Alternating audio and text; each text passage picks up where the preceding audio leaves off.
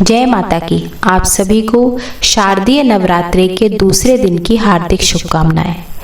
या देवी सर्वभूतेषु मां ब्रह्मचारिणी रूपेण संस्थिता नमस्तस्यै नमस्तस्यै नमस्तस्यै नमो नमः। मां ब्रह्मचारिणी की कृपा सदा सर्वदा आप सभी पर बनी रहे। भगवती आदिशक्ति ने भगवान शिव को पति के रूप में प्राप्त करने के लिए बड़ी कठिन तपस्या की थी और कठिन ब्रह्मचर्य का पालन किया था।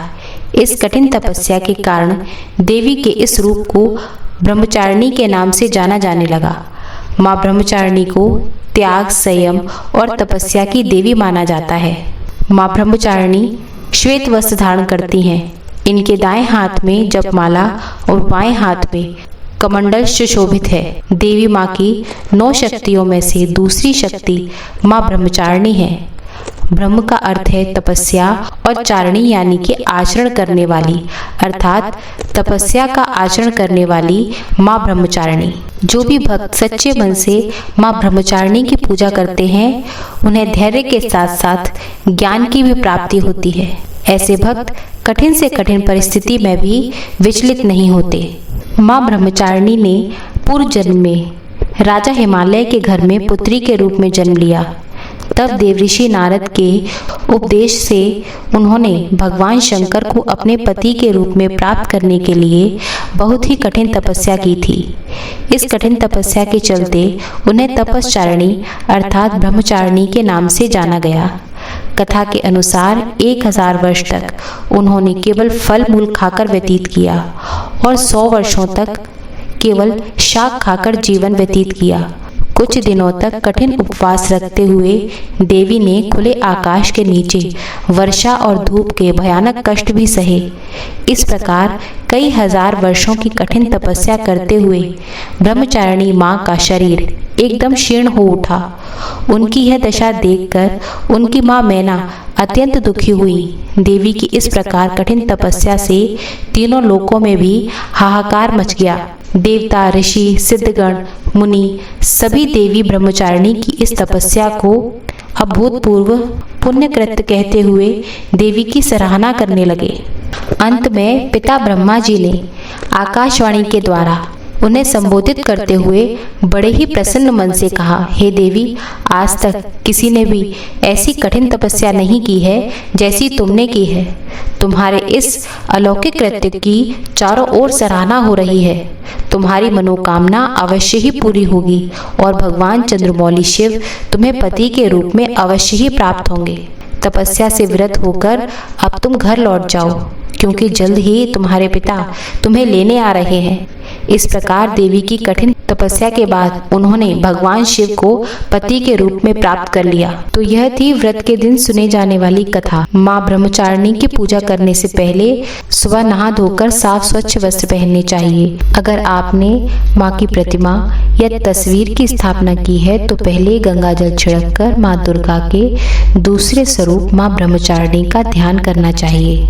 मां को अक्षत, रोली और कमल का पुष्प मां को बहुत पसंद है, तो आप कमल का पुष्प मां को अर्पित करें। कमल के पुष्प की जगह आप लाल गुड़हल का पुष्प भी मां को अर्पित कर सकते हैं। मां ब्रह्मचारिणी को दूध से बने व्यंजन अति प्रिय हैं, तो आप इस दिन मां को दूध से बने व्यंजनों का भोग लगाएं। मिश्री, चीनी, दही का भी भोग आप मां को लगा सकते हैं। हो सके तो सामर्थ्य अनुसार इन्हीं चीजों का दान भी आपको करना चाहिए।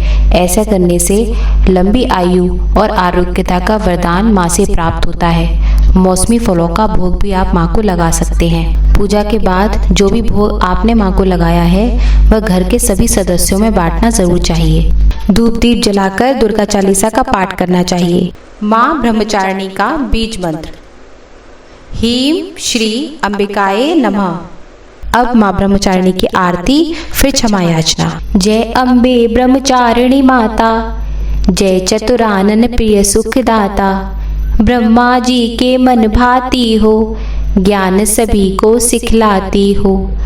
ब्रह्म मंत्र है जाप तुम्हारा, जिसको जपे सकल संसारा।